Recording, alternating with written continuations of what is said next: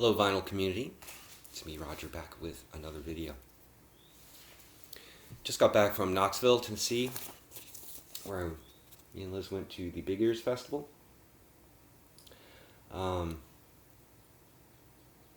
Yeah, I didn't see any of those folks, but incredible. I'll talk a bit about it at the end, because I know you folks want to see records, and I've got some records to show, because I got to hook up with Charles Simerly. He has a YouTube channel, Charles Simerly. I'll leave a link below. You know, it's funny. When I first started making YouTube vinyl videos, I was digging at one of my local stores, and this guy comes up to me and he's like, "You're the guy on YouTube." And I was like, "What?" Well, that was Charlie. And so, you know, we kind of stayed in touch, and he's in Knoxville now and going to school at UT.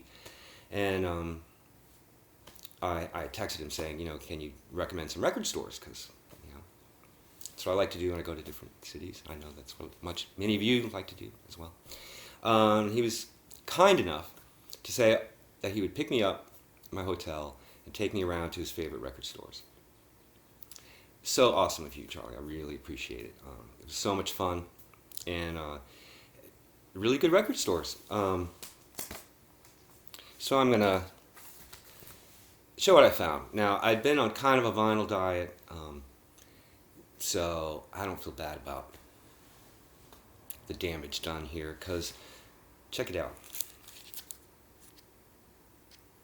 Silver Apples, their first album from 1968. Picked this up at Wild Honey Records. Near mint 1968 original. Yes, no insert.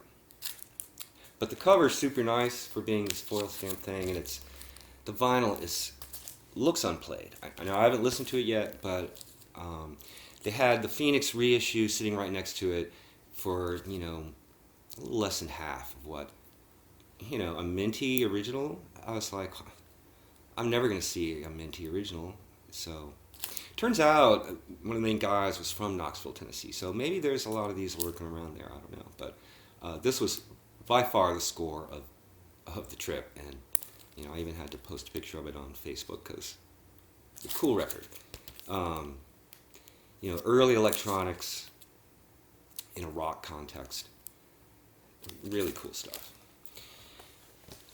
Speaking of Silver Apples, here's Morton Subotnick's Silver Apples of the Moon on Nonesuch. It cover's a little tatty, but the vinyl looks unplayed. I've been looking for this for a while. I have the Wild Bull, but this is really his classic electronic piece. Silver Apples of the Moon from, not really sure, because this is all obliterated down here, but anyway. Yeah, Wild Honey, you know, I think I recognize the owner of Wild Honey, and it's in this really posh neighborhood just over the river in Knoxville, and I would have never found it. I thank God Charlie was driving. And he was like, you know, warned me, he was like, a little pricey, but really high quality, and that's exactly what this place was like. I mean, all of them were in, you know, Blake sleeves, and I think I recognize him from the record show in Birmingham, which is coming up. Anyway, so yeah, this is a new reissue. And I was kind of hoping I'd find it Grammys, but I think it's a little bit hard to find in the U.S. The feedback. Probably wouldn't even know about this except for the VC, because it's an incredibly rare Italian record with Ennio Morricone playing trumpet on it, Walter Branchi, and some of those Italian free jazz things. I know I'm going to love this. And so it comes with a CD reissue of an incredibly rare Italian record. I figured, why not? I left behind a lot of really good records, let me tell you. But here's Jade Warrior's Kites on Island from, oh geez, excuse me, I'm tired. Kind of a long drive. Oh, late 70s, I guess. By this time, Jade Warrior turned into a mostly instrumental kind of proto-ambient band, and I love that stuff. I love all the Jade Warrior stuff, but I've been looking for this one, And I think there's one more that I need from this period, and then their second album, which is, yeah, Good Luck on Vertigo. All right. Another one I've been looking for a clean copy of, super clean copy of the Pentangle's first album on Reprise, US copy. Yeah, again, this is late 60s, I guess. Yeah, I love this UK folk stuff. Speaking of UK folk, also found a John Martin record I've been looking for a clean copy of, and here it is, super mint.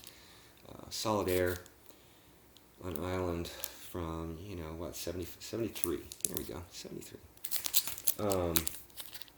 Pink Rim Island. Yeah, I had to get it. So that was quite a stack from Wild Honey, and the cool thing was, he said, because he knew Charlie, and we're chatting about big ears and all that kind of stuff. It's real fun. He said, "Oh, grab another $10 record, I'll throw it in." So, grab this, Eric Kloss, Body's Warmth on Muse from 1975. Yeah, Eric Kloss. I've got a couple other of his records. Kind of an unsung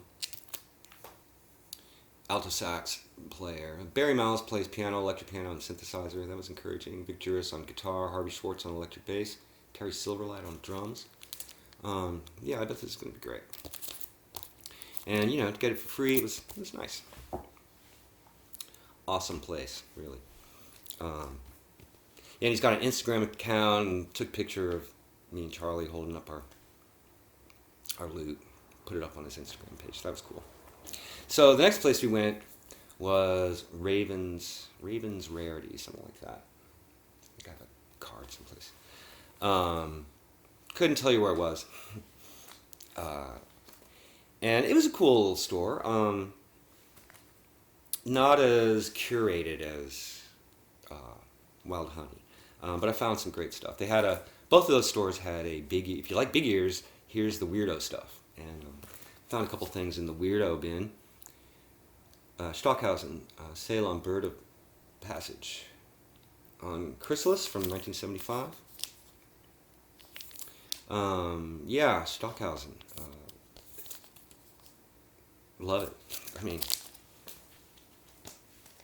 there's another Stockhausen. Atmen gibt das Leben. Breathing gives life. Choral opera. Yeah, there we go. But only as Stockhausen can do it. That was cool. Here's something I've been looking for a while. Yamashita, Stomu Yamashita, Come to the Edge. Beautiful gatefold here. This is on UK Island. Don't think this ever got a US press. So it's yeah, when is this from? 72. Yeah, percussionist. Came out of like classical, composed music. And this is along those lines. Yeah. Looking forward to checking that out. Pierre Moreland's Gong, promo copy on Arista from 1979. This is going to be from their jazz fusion period. Yeah. Awesome. Yeah, the prices were decent at Raven, so I picked up something I've been looking for. Didn't pay a lot for it. Phaedra, Tangerine Dream. This is one of their early sequencer-driven ones. Still in shrink wrap. Later Virgin pressing, but I don't care. It's a good deal. I'm trying to collect all the Tangerine Dream records. Charlie found this and said, "Oh, hey, in your last video, weren't you saying, you were looking for an upgrade copy?" That's right. Curved Air second album. Really pretty nice copy of this. You gotta like the nude group shot. It's pretty cool. Yeah. Curved Air. And because my wife is a huge fan, and I am too, and I really love this record, Van Morrison, Poetic Champions Compose. I've been trying to get all of his 80s albums on LP. This is a beautiful album, very romantic. Reminds me of when Liz and I were first courting. So, 1987.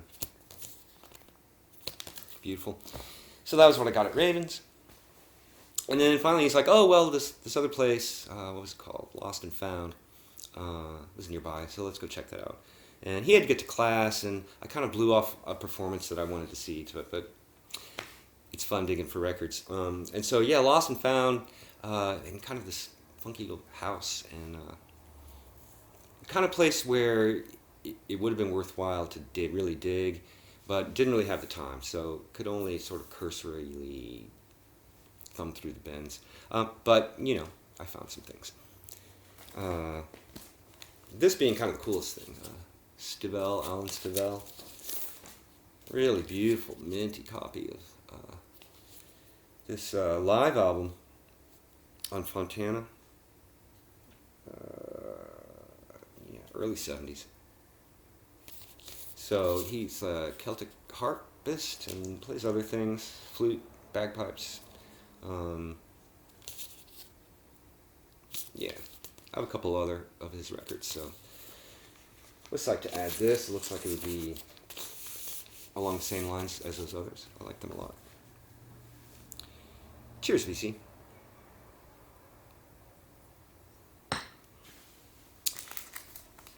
Okay, and finally, you know, these aren't very exciting, but they're in really nice shape and really good prices. Tangerine Dream's Sorcerer soundtrack on MCA from '77. Yep. I told you I'm out to collect them all. And Tangerine Dream's Exit on Elektra from '81.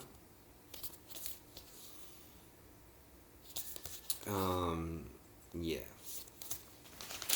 What can I say? Especially with my Moogertron that I'm building, I'm totally into that electronic music a lot. So that was my haul. Pretty good haul, don't you think? Good thing we were driving and I wasn't having to carry all that on an airplane. Thanks again, Charlie. Really appreciate it. And all of you should go check out his channel. He's got interesting records to show. So, if you want to hear about Big Ears, we drove out there Thursday, caught the Sun Ra Orchestra under the direction of Marshall Allen, and that was tremendous. I mean, I am so glad. The weather was really iffy, and we got soaked coming back from that. But we have a tendency to kind of wimp out, and in fact, if this festival were here in Nashville, Liz and I probably wouldn't go because it takes a lot to get us out of the house. So, in fact, we have to go travel someplace. And then, you know, what else is there to do? Sit around the hotel? No. So we saw like 10 concerts in 3 days. So yeah, Sun Ra Orchestra, it blew my mind. Sam had seen them in Richmond a couple months ago and told me, "Oh man, you got to see them. It's not just a repertoire band. I'd never seen them since Sun Ra passed away." And yeah, Marshall Allen at 92, amazing. The great female singer. It was great. Danny Ray Thompson was with them. Didn't recognize a lot of the other musicians, but you know, those two were stalwarts with Sun Ra. So that was awesome. And then Yo La Tengo was supposed to play next, and it's getting late, but they're like bringing out Danny Ray Thompson's horns, and there's a harp and an organ, and we're like, okay, well this is gonna be interesting. And Yo La Tengo, you know, they're a rock band, but they've played things with Sun Ra people, and they can be very experimental live, and this was that. But I gotta say, it didn't work for me. It was just went on for an hour of just like this drone, and I like drone, but it's like they couldn't hear each other. And like Danny Ray Thompson, it started out nice. He's playing flute and stuff, but you know, after about half an hour, it's like, is anything gonna happen? And Danny Ray Thompson got out his baritone horn, like played these blasting riffs as if to say, "Come on, you know, let's make something happen here. Hey, I love Yo La Tengo. I've been a fan since the 80s, when they first broke. They seemed like a local band. They played T.T. the Bears in Boston all the time. So, I really admire them for taking risks like that. And you take risks like that, sometimes it doesn't work. Now, the funny thing is, it turns out the orchestra was staying at the same hotel that we were. And so in the morning, I saw them, checking out and hanging out. Marshall Allen's 92 years old, and it's 9 in the morning. He's puffing on a big cigar.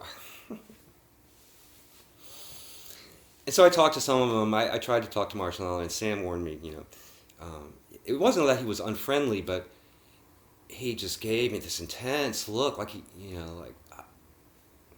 anyway, he's from outer space. What can you say?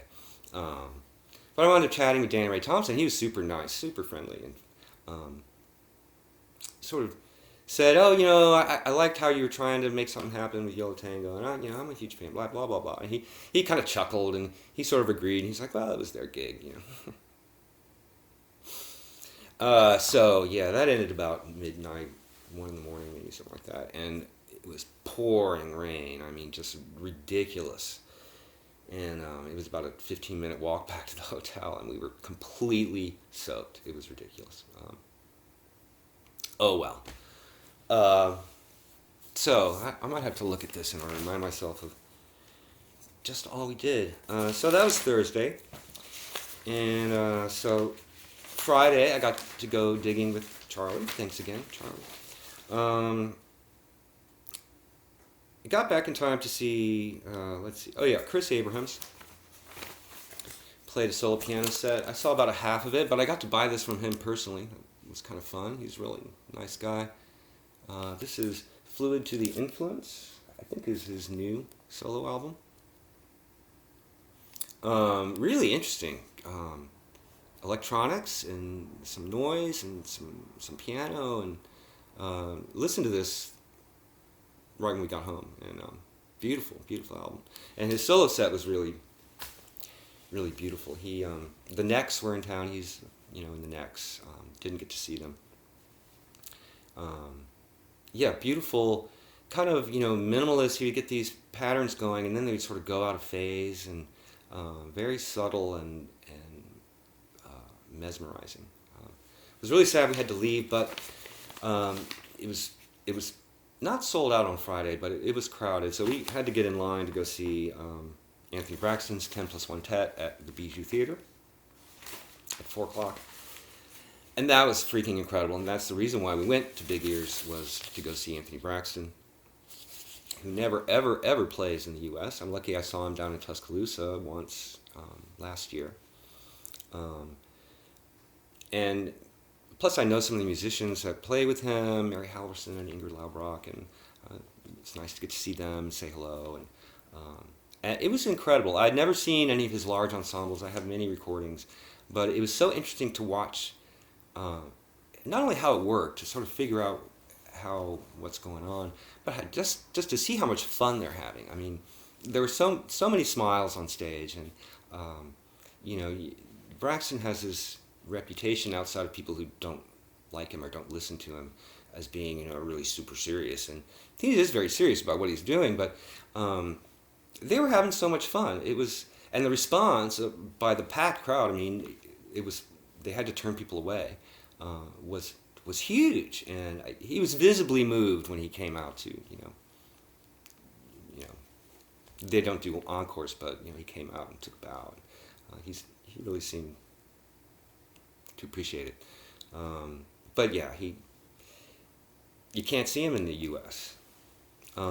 So that was awesome. And then after that, we saw Vijay Iyer and Wadada Leo Smith. And excuse me a second, I need to get a CD.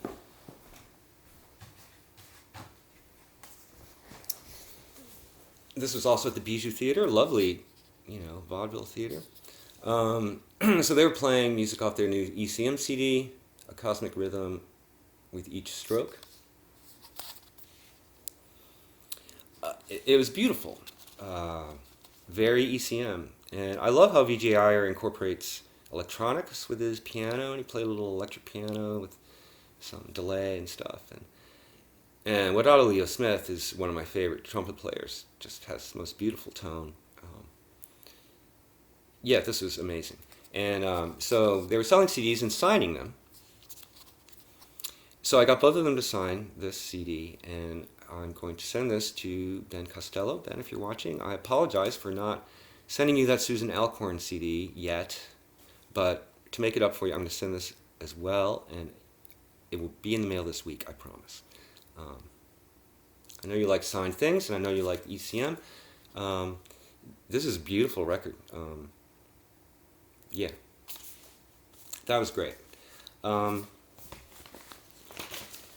We might have called it a night at that point. No, no, we didn't. Tony Conrad was supposed to be there to play with Faust, to celebrate the reissue of that, what is it called? Return of the Dream Syndicate or something like that. Outside the Dream Syndicate. But Tony Conrad has prostate cancer and his doctors advised against him traveling. So that didn't happen. But instead, Faust played with the Tony Conrad drone strings, these amplified acoustic string instruments. And holy crap, that was intense. Basically there was this drone, and Laurie Anderson played a little bit. You could see her behind his bass amp. She played a little bit on her violin and then booked. But basically they played one note for an hour. But what made it interesting to me, as opposed to Yola Tango's attempt at a drone, was that the bass player, I can't remember his name, or probably couldn't even pronounce it, in Faust, he didn't just play one note, and he would mix it up and mix up the double time, and he was so locked in with the drummers just going boom, boom, boom, for out. He was visibly tired at the end. We all were. It was intense. So it was kind of a tribute to Tony Conrad, and I'm really glad we stuck it out and saw that. So that was Friday. Then Saturday, an early show, Mary Halverson did a solo guitar set at this really nice little venue called the Square Room. I gotta say, Knoxville's a really nice little town, and unlike Nashville, which is just demolishing itself in order to grow, I just loved all the beautiful old buildings in the market square and all around the old town, and everywhere we drove around, like all these beautiful old buildings. And Nashville's just, they'll tear anything down to make a buck, and it goes way back. They tore down this beautiful governor's mansion to put in a freaking chicken shack that's gone. Anyway, Knoxville's a cool city. All right, so Mary Halverson played this wonderful solo guitar set. It was fun. Anthony Braxton, some of the other musicians came and watched her. That was cool. She was great, and she was so nice. We went up and said hello, and she has this new travel guitar, where the neck comes off, and I was like, oh, I see you got your new guitar, and she's like, oh, I'm so excited about it. You want to come backstage and see how it comes apart? And I was like, sure. So that was cool. We hung out with her backstage a little bit, and really ingenious how the bridge comes out, and like you loosen the strings, the bridge comes out, and then you undo this bolt, and the whole neck comes out with the strings attached. The whole bridge and strings goes in there, and then another. So it fits in a not quite carry-on size, but it's ingenious. She loves it, and it sounds great. It's got a big body, so she was able to really play with that acoustic sound as well as the amplified sound. She's so amazing. She's just an amazing guitar player. It gets better and better. So yeah, Mary Halverson, that was great. Let's see, what else did we do? Oh yeah, Phantom Orchard. It's great. Akui Mori on laptop and Zena Parkins on harp and electric harp. Incredible. Free improv, wild, but sometimes beautiful, sometimes harsh, but incredible. An hour, 50-minute long continuous piece. It was, man, amazing. I've heard a lot of Zena Parkins on record, but I've never seen her perform. And she's a force of nature, and again, it was also fun to see how she would break into these huge smiles, and she's having so much fun. The crew is more stone-faced about it, but they were having fun, and it was clear. It's like, how can you not love this stuff? All right, and then we saw Anthony Braxton. Oh, we saw 3 songs by Lamb Chop, but we had to get in line because Anthony Braxton's trio with Taylor Hobynum and Kyoko Kitamura on singing was playing in this very small place, and we knew that we had to get in line early or we weren't going to get in. So we saw 3 songs by Lamb Chop, and the cool thing was that they were new songs. I guess they have a new album coming out. So yeah, then went and stood in line for an hour, and Anthony Braxton's trio, I got right up. It's like I could have reached out and touched him if I wanted to. He's on horns, and he brought his laptop, so he had the diamond curtain wall, kind of super clatter stuff. I assume that's what was going on. And then Taylor Hobynum on brass and hats and mutes, and then Kyoko Kitamura. I'm not big on jazz singing, I'm not big on like opera, but she's incredible. I don't even know what to say. I mean, it's like you almost want to do an imitation of it. It occurred to me, watching her, she has the pure tone and absolute perfect pitch of like Jean Lee,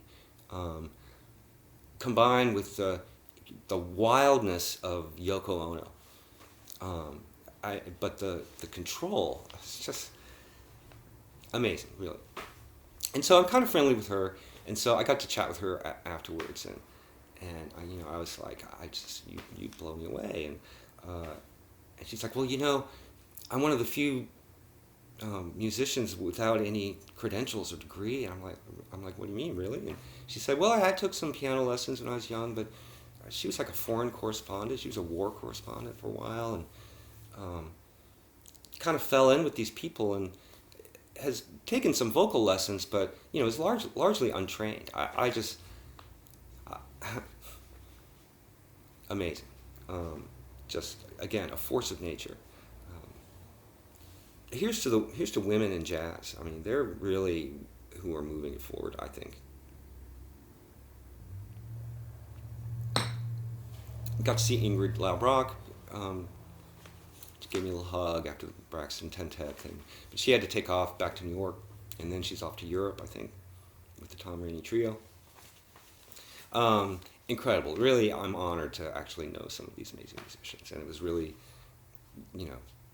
awesome to get to hang out with them for a couple minutes.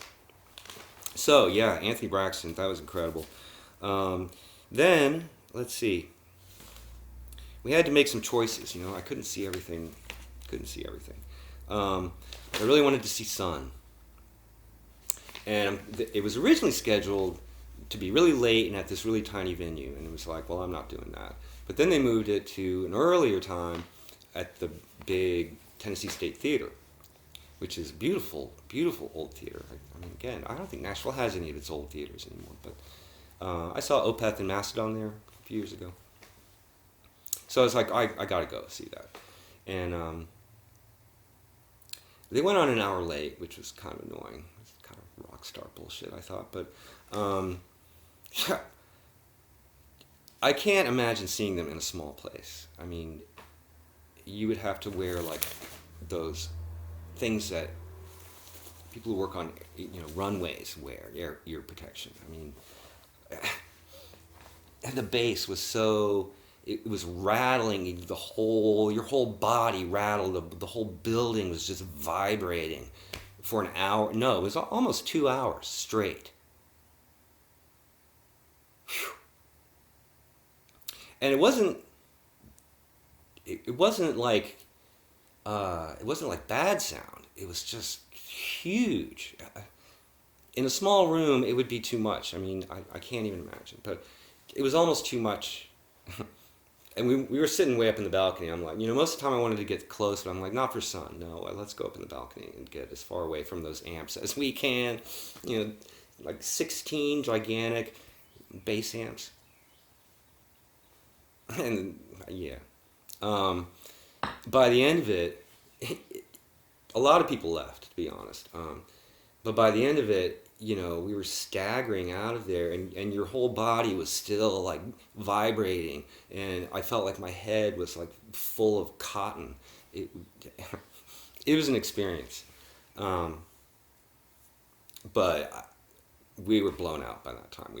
Faust was doing their regular set at the Bijou, which was just steps away, but there was just no way we could put up with more loud, pounding music. But that was big ears for us. There was so much to do. We really had a great time. And anyway, thanks for hanging out with me. Thanks again, Charlie, for the record jaunt. That was really, really fun. And I hope to do it again. 30 minutes. Thanks for everyone who stuck it out.